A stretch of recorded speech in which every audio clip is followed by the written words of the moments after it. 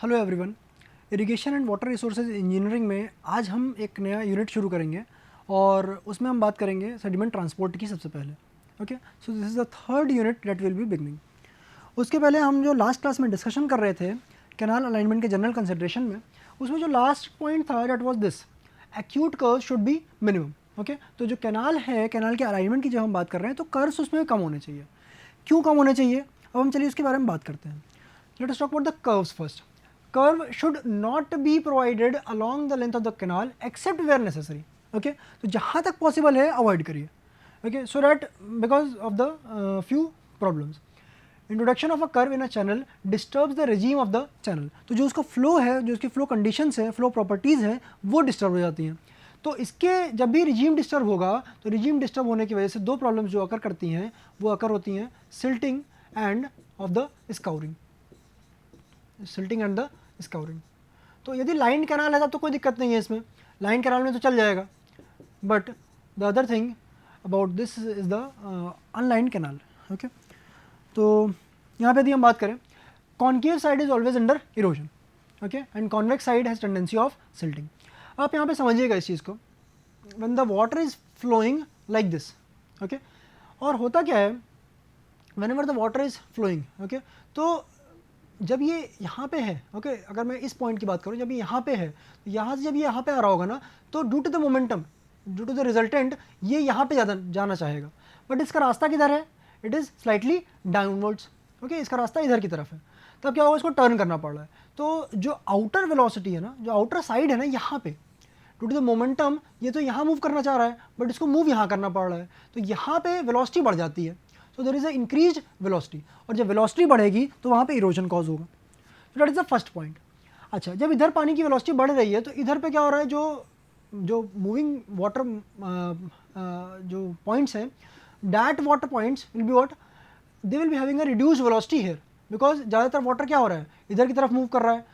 Okay, so the water that is remaining is slightly here, और यहाँ पे क्या होगा, यहाँ पे सिल्ट के साथ ज़्यादा पार्टिकल्स आ रहे होंगे, क्योंकि पानी का वेलोसिटी स्लो है, तो यहाँ पे क्या होगा, डिपोजिशन शुरू हो जाएगा। तो आप हमेशा देखेंगे कि यहाँ पे जो अंदर वाली साइड है, it will be causing a deposition. Okay, that is the silting, इसको हम बोल देते हैं। ओके, तो the concave side, that is this side, is always under erosion, this side always under erosion, and this side is always under what, of this silting or deposition.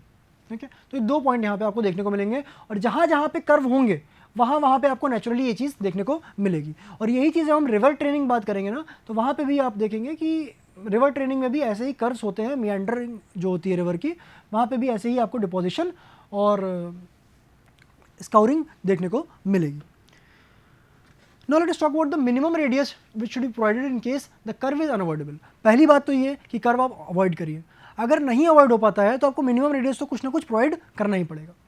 सो जिससे काम हमारा हो जाए। That is the capacity of the channel, यदि 0.3 cumecs से कम है तो उसके लिए जो minimum radius of curve in meters that is 100 meters, और करस्पॉन्डिंगली 0.3 से लेकर 3 क्यूमेक का डिस्चार्ज है तो 159, 3 से 15 क्यूमेक का डिस्चार्ज है तो 300 मीटर का मिनिमम रेडियस चाहिए, 15 से 30 का क्यूमेक का डिस्चार्ज है तो 600 मीटर्स, ग्रेटर देन 85 की यदि हम बात करें तो 1500 मीटर का मिनिमम रेडियस ऑफ कर्वेचर, और the curve should be there. तो this has to be provided in case the curve is unavoidable. Now let us talk about one more thing here, that is the losses in the canal. First thing is the evaporation loss. Why evaporation loss? Because उसका area जो है, canal का length बहुत ज़्यादा है, और जिसका area है that is expose to the outer atmosphere. यदि हम पाइप फ्लो की बात करें तो पाइप फ्लो क्या होता है, it is under closed conduct flow. But जो कैनाल होते हैं ये क्या होते हैं, ये it is a open surface flow. Okay, when it is an open flow तो यहाँ पे इवेपोरेशन लॉसेज होंगे ही होंगे। Generally it is not greater than 1 से लेकर 2% of the total water entering the canal. Okay, why it happens? To the climatic and also the canal factors. Second is the transpiration loss. Transpiration loss, why? Because due to the vegetation growth along the banks of the canal. Okay, because the organic matter will be present there, and the water is also there which is keeping the banks moist. तो वहाँ पे transpiration losses भी होंगे। But ये transpiration losses क्या है, कोई पेड़ तो उग नहीं जा रहा है वहाँ पे, so transpiration losses will be in very much less amount, क्योंकि वो छोटे छोटे प्लांट्स हैं, those will be accounting for this loss. Third is the seepage loss. Seepage loss मैंने आपको हमेशा बताया क्या कि दो प्रकार के कैनाल हैं, एक एलुवियल या फिर अनलाइंड कैनाल जो है, और एक जो दूसरा कैनाल है, it is the line canal. तो जो सीपेज लॉस है, जो मेजर लॉसेज हैं वो हैं अनलाइन कैनाल में। लाइन कैनाल में भी लॉस हो सकते हैं सीपेज वाले, यदि जो आपका बेड है या फिर द साइड्स आर देयर, सो उस केस में यदि वो फ्रैक्चर हो जाए या फिर उसका मेंटेनेंस ना हो प्रॉपरली, तो उस केस में the losses of seepage will be occurring in the line canal also, okay. And also due to absorption and percolation, the seepage losses are evident. So these are the three types of losses which we generally see in the channels. Let us talk about the unlined channel. Unlined channel में आपको ये पता है क्या कि वहाँ पे erosion होगा, silting होगा, okay, and also you can also say that वहाँ पे seepage losses ज़्यादा होंगे, okay. So Central Water Power Commission recommends the following values of the losses in unlined canal. तो कितने क्यूमेक का लॉस हो रहा है, कितने क्यूमेक का लॉस हो रहा है with respect to what, with respect to 10⁶ meter square of the wetted perimeter, okay. Wetted perimeter आप समझ सकते हैं कि if this is the canal cross section, तो जो भी इसका वेटेड पेरीमीटर होगा, ओके, आप इसको ऐड करेंगे यहाँ से यहाँ तक, whatever be the wetted perimeter that will be the there, उसके कंपैरिजन में। यदि रॉक है तो आप खुद समझ सकते हैं, तो रॉक में इतने ज़्यादा फिशर्स नहीं होंगे, मतलब फिशर्स अगर होते हैं तो उसी से बस लॉसेस होगा, कोई सॉयल तो है नहीं कि वहाँ पे सीपेज लॉसेस ज़्यादा हों। तो you can see here it is 0.91 cumec per million metre square of the wetted perimeter. यदि आप ब्लैक कॉटन सॉयल की बात करेंगे तो यहाँ पे 1.83 है, ऑब्वियसली डबल हो गया एक तरीके से, okay. So that has very much increased. Alluvial soil है तो क्या होगा, यहाँ पे लॉसेस और ज़्यादा बढ़ जाएंगे, तो इट इज़ 2.74। एंड यदि इट इज़ डिकेड रॉक या ग्रेवल है, अब ग्रेवल का क्या होता है ना, gravel is a type of soil in very large size. अब लार्ज साइज है तो उसमें क्या होगा, पोरोसिटी ज़्यादा हो जाती है, पोरोसिटी ज़्यादा यानी कि पानी की मूव करने की टेंडेंसी या स्पीड या फिर rate, it will be very much higher. तो इस केस में आप देख सकते हैं कि यहाँ पे जो ट्रांसमिशन लॉस है वो और भी ज़्यादा देखने को मिलेगा। तो ये रही बात अनलाइंड कैनाल की। अब हम यदि हम लाइन कैनाल की बात करें तो यहाँ पे एक स्टैंडर्ड वैल्यू दे रखी है as per CPWC and also the IS code 1745। They have recommended the loss as 0.6 cumec per million metre square of the wetted perimeter. तो यदि आप बात करें ऑफ द अनलाइंड कैनाल, तो यहाँ पे यदि हम एलुवियल सॉइल की बात करते हैं, है ना, अगर हम गैंजेटिक प्लेन की बात कर रहे हैं यूपी में, तो यहाँ पे लेट्स से 2.74 क्यूमेक का लॉस हो रहा है। बट यदि हम उसकी लाइनिंग कर देते हैं तो you can see here that the losses, conveyance और transmission losses are very much reduced 2.6, okay. So 2.74 से ये लॉस कहाँ पे पहुँच गया है, ये 0.6 पे पहुँच गया। तो लाइनिंग से आपके लॉसेज तो बहुत कम हो गए, okay. So have to see here कि लाइनिंग करने के बाद आपका कितना कॉस्ट लग रहा है, मेंटेनेंस में कितना कॉस्ट जा रहा है, and also you have to compare both the benefits and the cost, okay. So accordingly you have to line the canal. Now let us talk about the this third unit, that is this sediment transportation। यहाँ पे हम बात करेंगे irrigation channels की, कुछ और बात करेंगे जो हमने पिछले मॉड्यूल में नहीं डिस्कस किया है। लाइनिंग ऑफ कैनाल्स की बात करेंगे एंड वाटर लॉगिंग की बात करेंगे। सेडिमेंट ट्रांसपोर्टेशन हम बात करेंगे, सस्पेंडेड और बेड लोड क्या होते हैं, उसका एस्टिमेशन कैसे करते हैं, कितना बेड लोड है, कितना सस्पेंडेड लोड है, उसके बारे में बात करेंगे। इरिगेशन चैनल में यदि हम बात करें तो यहाँ पे टाइप्स लाइन और अनलाइन कैनाल के बारे में बात करेंगे। सिल्ट थ्योरीज में हम बात करेंगे कैनेडी और लेसी के डिज़ाइन चैनल्स के बारे में। Also will talk about the longitudinal cross section क्या है। एक और इंपॉर्टेंट टर्म है यहाँ पे schedule of area statistics and channel dimensions, इसके बारे में बात करेंगे। Use of the Garrett's diagram in channel design, जो कि आपका कैनेडी थ्योरीज के आधार पर बात करते हैं। Then there is cross section of an irrigation channel and then computer programs for design of channel. तो यहाँ पे हम ये दो topics, and the third topic is the lining of the irrigation channel. Lining करेंगे, ओके फाइन। एडवांटेज क्या है, factors which affect the selection of a particular type. क्यों, क्योंकि कई प्रकार की लाइनिंग होती है, तो हर एक प्रकार के लाइनिंग का कुछ ना कुछ एक महत्व होता होगा। तो हम चेक करेंगे कि हाँ हमें हमारे लिए कौन सा रिक्वायरमेंट है, ओके, क्योंकि कॉस्ट भी बहुत ज़्यादा हो जाती है। तो हमें देखना पड़ेगा कि हमारा क्या रिक्वायरमेंट है, हमारे लिए लॉसेस कितने बियरेबल हैं, उसके हिसाब से हम लाइनिंग कर रहे होंगे। डिज़ाइन ऑफ लाइन चैनल हम देखेंगे, cross section of the line channel देखेंगे, economics of the canal lining हम चेक करेंगे कि कितना कॉस्ट पड़ रहा है, कितने बेनिफिट्स हैं उसके। Water logging will be discussing in detail कि वो उसका डेफिनेशन क्या है, इफेक्ट क्या है, हम वाटर लॉगिंग को रिड्यूस करने के लिए क्या क्या मेजर्स लेते हैं, ओके। यदि वाटर लॉग है कोई लैंड तो उसको हम ड्रेन आउट कैसे करेंगे, और ओपन एंड क्लोज ड्रेन क्या होते हैं, एंड ऑल्सो कि ड्रेन्स के बीच में स्पेसिंग कितनी होती है। So we will be discussing these in the third module. Now let us talk about the first topic of this third module, that is the sediment transport. Sediment क्या है?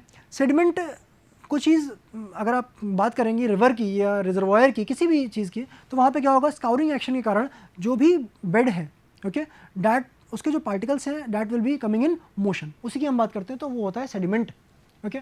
और जब वाटर इज़ मूविंग, तो water जब move कर रहा है तो उसके साथ क्या होगा, वाटर की वेलोसिटी के साथ that particle will also be moving.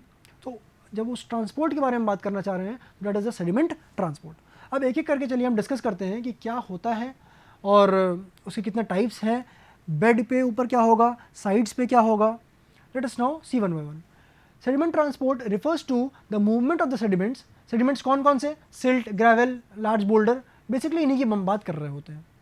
From the bed और the sides of the channel, okay, from the beds and the sides of the channel due to the forces. तो बेड पे से and also the side slope of the channel due to the forces of the moving water, because water is moving with the velocity. So यदि एक critical velocity या threshold velocity से ज़्यादा move करेगा तो वो स्काउरिंग करेगा, यदि वो एक पर्टिकुलर वेलोसिटी से कम वेलोसिटी से मूव करेगा तो वो सिल्टिंग कर देगा। तो एक ऑप्टिमम वेलोसिटी होनी चाहिए जहाँ पे पानी में पार्टिकल सस्पेंडेड रहें, और वो पार्टिकल्स जब सस्पेंडेड रहेंगे तो क्या होगा, ना ही तो स्कोरिंग होगी ना ही तो सिल्टिंग होगी, और वही हमारे लिए सबसे बेस्ट वेलोसिटी होती है, सबसे क्रिटिकल वेलोसिटी होती है, जिसको अटेन कर पाना बहुत ही डिफिकल्ट है। So now let us talk about this point here, that the sediment transport causes large scale scouring and silting of the channels. Bed level of the canal में change leading to change in the flood levels. अब यदि हम बात करते हैं कि हमने एक चैनल बनाया, ओके, क्रॉस सेक्शन है आपके पास चैनल का, और लेट से कि पानी इतना फ्लो करता है। अब कुछ समय बाद क्या हुआ, लेट से 5 साल या 10 साल बाद क्या हुआ कि बहुत सारी सिल्टिंग हो गई यहाँ पे। अब सिल्टिंग हो जाती है तो सिल्टिंग के कारण क्या हुआ, जो वाटर लेवल है वो और ज़्यादा बढ़ गया, बट ये जो पोर्शन है ये तो आपका अनऑक्यूपाइड है। Unoccupied by what, unoccupied by water. तो यहाँ पे तो ये एक तरीके से वेस्ट हो गया, जो कैरिंग कैपेसिटी थी चैनल की वो तो यहाँ पे रिड्यूस हो गई। अच्छा, अब लेट से किसी ईयर में फ्लड आ गया। Now what will happen in the case of the flood, this channel will be overflowing and that will be causing a problem for the people who are living nearby, या फिर जहाँ पे आप irrigation की बात कर रहे होते हैं। So the bed level of the canal or channel may change, leading to the change in the flood levels. Silting reduces the storage capacity of the reservoir, hence the life of the reservoir is reduced. तो ये हमने यहाँ पे बात करी कि silting के से कैसे स्टोरेज कैपेसिटी रिजर्वायर की इफेक्ट होती है। अब हम पहली बात कर रहे हैं यहाँ पे बेड लोड की, okay. So this is the channel और ये इसका बेड है। तो bed load is the load of the bed material in the layer where suspension is not possible, यानी कि पानी में पार्टिकल्स सस्पेंडेड नहीं है, मतलब उसमें तैर नहीं रहे हैं, okay. The suspension is not possible for fluid dynamic reason. These particles, these bed load particles, these rest on the bed almost continuously. अब बेड पे पार्टिकल्स रेस्ट तो कर रहे हैं, okay, these are resting here, पर ये suspension में नहीं आ रहे हैं। ये बेड पार्टिकल जो है यहीं पे रोल कर रहे हैं अलॉन्ग द लेंथ। यदि आप इसके लेंथ की बात करें तो यहीं पे रोल कर रहे हैं, स्लाइड कर रहे हैं, जंप कर रहे हैं, फिर वही वापस उसी पानी में चले आ रहे हैं। तो ये बेड लोड है, okay, one thing. Next we talk about the suspended load. Suspended load क्या है? It is that sediment load which is maintained in suspension due to turbulence of the flowing water, क्योंकि water is flowing with some velocity and some turbulence, तो उसके कारण क्या होगा, the water is keeping this sediments in the suspension, okay, that is called as the suspended load. These cause additional hydrostatic pressure on the bed, okay. The weight of the particle is suspended by the surrounding fluid, okay. It is supported by the surrounding fluid, okay, उसको वहाँ पे रोक के रखता है। Now let us talk about one thing more here. ये Rouse equation की हम यहाँ पे बात करेंगे। यदि मैं कहता हूँ कि concentration C of a suspended load at a height y above the bottom, okay, तो यहाँ पे कुछ टर्म्स आपको देखने को मिलेंगे। This is the channel, okay, और मैं कहता हूँ कि इसकी फुल डेप्थ जो है, वैसे the full depth, okay, the full depth is what, D, the full depth is what, D, okay, और लेट से किसी एक A डेप्थ पे जो कंसंट्रेशन ऑफ सस्पेंडेड पार्टिकल्स है, okay, concentration of the suspended load is let say CA, okay, और हमें पता करना है कि भाई किसी वाई डेप्थ पे, किसी पर्टिकुलर वाई डेप्थ पे कितना कंसंट्रेशन है सस्पेंडेड पार्टिकल्स का। पार्टिकल्स यहाँ सस्पेंडेड तो हैं, यहाँ पे भी होंगे, यहाँ पे भी होंगे, okay, in this portion also. तो कितने पार्टिकल सस्पेंडेड है वो हम निकालना चाहते हैं, okay. So see here what is known to you, this thing here, no concentration Ca at a reference point at a height a above the bottom। निकालना क्या है आपको, concentration of the suspended load at a height y above the bottom। तो ये दिया गया Rouse equation के द्वारा, और उन्होंने इक्वेशन जो दी that is what, C upon Ca, यहाँ पे आपको C डिटरमिन करना है। C आपको पता है concentration of the suspended load at a height of a आपको पता है एक डेप्थ है, y आपको जिस डेप्थ पे आपको निकालना है, okay. D is the total depth, D minus y is there, D minus a is there, and यहाँ पे एक पावर में टर्म्स दे रखे हैं Vs upon K into V star. अब ये जो Vs टर्म है, K टर्म है और V स्टार टर्म है, let us now see them one by one. तो यहाँ पे देखिए राउज इक्वेशन यहाँ पे दे रखी है, जहाँ पे जो Vs है डेट इज द, अब यहाँ पे हम बात कर रहे हैं इस पावर वाले टर्म की, जो Vs है that is what K this fall velocity of the grain in the free water. D is the depth of the water, जो हमने पहले भी डिस्कस किया जब हमने चैनल की बात करी थी, ओके। तो this is the D। K is the von Karman constant that is 0.4 and V star is the shear friction velocity. तो यहाँ पे यदि हम बात करें तो V स्टार की यदि हम बात करते हैं यहाँ पे, that is equal to what, root में टाउ नॉट अपॉन रो। अच्छा, ये क्या हो रहा है, जब भी पानी फ्लो कर रहा होगा तो there be some shear friction which will be acting on the bed and the sides. तो यही शेयर फ्रैक्शन की यदि हम बात करें तो ये टाउ नॉट से रिप्रेजेंट करते हैं। तो tau naught upon rho that is the density of the flowing water, that is equal to W into R dash into S, जो कि आपका हाइड्रोलिक मीन डेप्थ के रूप में आप इसको इस्तेमाल करते हैं। And this weight is now termed as rho into g into R dash into S. So when you simplify it, it comes out to be g into R dash into S in the form of root. तो जो V star की value है that is what G into R dash into S. तो यहाँ पे आपके पास तीनों term मिल गए हैं यहाँ पे जो पावर में थे, and also you know about the different terms. Let us see one numerical here, in a wide stream a suspended load sample taken at a height of 0.3 meter from the bed indicated a concentration of 1000 ppm of sediment by weight, okay। तो एक point यहाँ पे दे रखा है इन a wide stream, okay, चलिए ठीक है, एक पॉइंट हो गया। दूसरा पॉइंट क्या बताया गया है आपके पास कि suspended load sample, okay, at a certain height of 0.3 metre, वो आपको कंसंट्रेशन यहाँ पे पता है। The stream is 5 metre deep, तो जो स्ट्रीम है उसके बारे में आपको पता है कि भाई उसकी डेप्थ कितनी है, okay, and has a bed slope of 1 in 4000। Now the bed material can be assumed to be of uniform size with a fall velocity of 2 centimeter per second. So that is also given to you. One more point. Estimate the concentration of the suspended load at the mid depth. तो अगर मैं बात कर रहा हूँ कि ये पूरी डेप्थ है डेट इज से 5 मीटर, और आपको ये पता है कि 0.3 मीटर पे 0.3 मीटर डेप्थ पे कितना कंसंट्रेशन है, डेट इज 1000 ppm। तो इस पॉइंट पे जो पार्टिकल्स हैं यहाँ पे इस वाले रीजन में, डेट इज व्हाट, यहाँ पे जो कंसंट्रेशन है that is 1000 ppm, okay. And now you have to find out कि भाई मिड डेप्थ पे यानी कि 2.5 मीटर डेप्थ पे कितना कंसंट्रेशन होगा पार्टिकल्स का, that you have to find it out. तो using the Rouse equation we can find out the concentration of the suspended load at the required depth. Let us see here now, Ca is given to you as 1000 ppm at 0.3 meter above the bed, तो ये आपका क्या हो गया, A हो गया, that is the 0.3 meter। Depth of the stream is given to you, that is the 5 meters, okay, that is the cross section of the stream।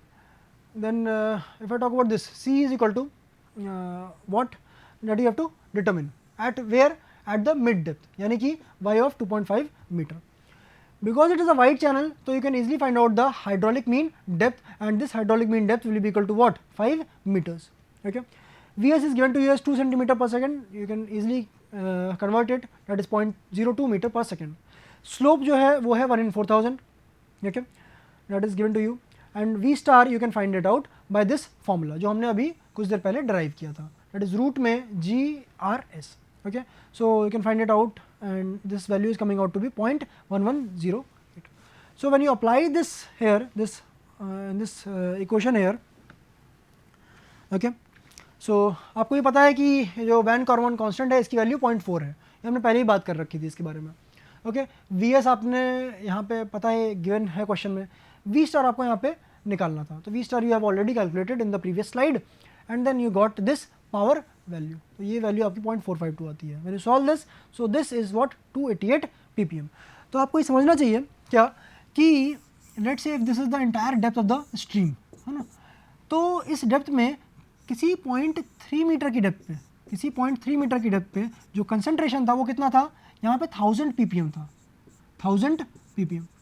अगर मैं बात कर रहा हूँ कि लेट से हाफ मीटर पे आप देखिए, है ना, हाफ पे देखिए यानी 2.5 मीटर पे देखिए, यहाँ पे डेप्थ आपका 5 मीटर है, तो हाफ पे जो कंसंट्रेशन निकल के आया है वो कितना है यहाँ पे, डेट इज 288 ppm। ओके, तो आप ये यहाँ पे समझ सकते हैं कि जैसे जैसे आप ऊपर जाएंगे वहाँ पे आपको क्लियर वाटर मिलेगा, नीचे पे क्या हो रहा है, नीचे पे the concentration is very much higher because of the weight of the particles tend to what settle down here. Okay, और टर्बुलेंस के कारण क्या होता है, टर्बुलेंस के कारण कुछ पार्टिकल्स हमेशा ऐसे रहेंगे जो हमेशा सस्पेंशन में आना चाहेंगे, जो ऊपर की तरफ आपको मिलेंगे। ऐसे आप 3 मीटर की डेप्थ पे भी आप कैलकुलेट करना चाहेंगे तो कैलकुलेट कर सकते हैं, and so on till the 5 metre depth. So this is the concentration here. Now let us talk about the rate of bed load transport. The bed load movement starts by drag force which is exerted on it by the moving water. Two most widely used equations are Meyer-Peters equation, which is based on experimental results which he performed in Switzerland, and second is the Einstein's equation based on the laws of probability. The equations can be used to design a channel for a given bed load transport, and value of this hydraulic mean depth r and the slope can be obtained from this equations. Bed width b cannot be obtained by the above equations and its value is chosen close to the Lacy's regime perimeter. तो जो हम lessee's में पढ़ेंगे उसी के हिसाब से आप बेड विड्थ फॉर्मूला के हिसाब से आप निकाल सकते हैं। तो these are the 2 equations that will be talking about now. तो पहली बात हम बात करते हैं मियर-पीटर्स इक्वेशंस। ये इन्होंने कुछ एक्सपेरिमेंटल वर्क किया था स्विट्जरलैंड में in the Zurich area. Okay, and he derived this equation where qs upon q into n dash upon n की पावर में 3/2 into w into s into d that is equal to 0.047 ws minus w into d plus 0.25 into w by g की power 1/3 into qs की power में 2/3। अच्छा, हम यहाँ पे बात किसकी कर रहे हैं, हम यहाँ पे बात कर रहे हैं बेड लोड ट्रांसपोर्ट की। ओके, कितना बेड लोड ट्रांसफ़र हो रहा है, क्या उसका रेट है। ओके, तो इसको हम डिनोट किससे करते हैं, qs से। तो यही आपका पहला टर्म यहाँ पे देखने को मिलेगा, that is this QS, that is the rate of the bed load transport per unit width of the channel, per unit width of the channel. जो हम इसको रिप्रेजेंट करेंगे तो किलोग्राम पर मीटर पर सेकेंड के रूप में रिप्रेजेंट करेंगे। S is the bed slope of the channel, D is the depth of the flowing water in the channel in metres, and small d here is the mean grain diameter in metres. तो यहाँ पे ये कुछ terms हो गए जिसके बारे में हमने डिस्कशन यहाँ पे किया है। Now let us look at other terms which are given here. तो सबसे पहले हमने बात करी QS की, बात हमने यहाँ पे पहले ही कर ली है। Okay, and also we have talk about this capital D जो ग्रेन डायमीटर है, इसके बारे में हमने बात कर ली है।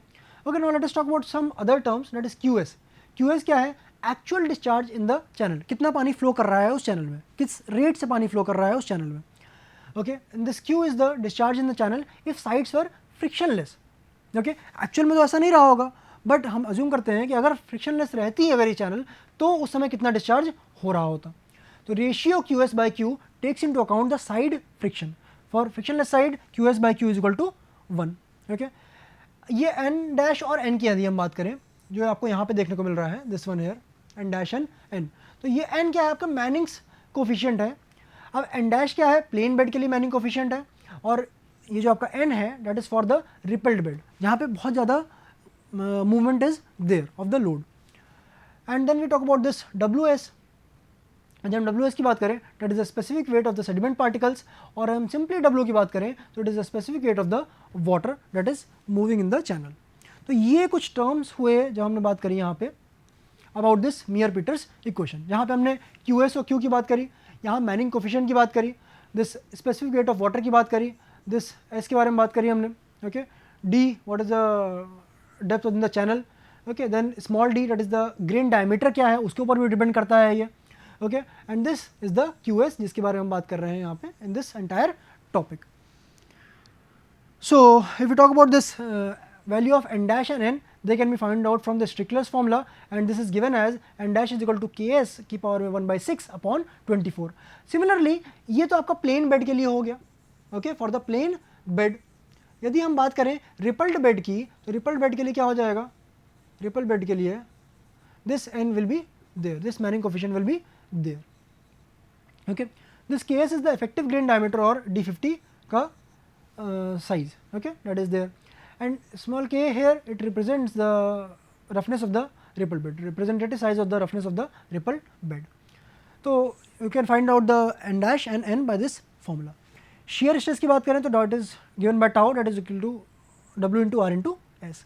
यदि वाइड चैनल है, जैसे आपने न्यूमेरिकल में भी देखा था, तो वाइड चैनल के केस में क्या था, R की वैल्यू D के बराबर है ऑलमोस्ट, एंड टाउ की वैल्यू आप क्या लिख सकते हैं, जो W into R into S था, you can directly write it as W into D into S, जहाँ पे D क्या है आपका, डेप्थ ऑफ द स्ट्रीम है.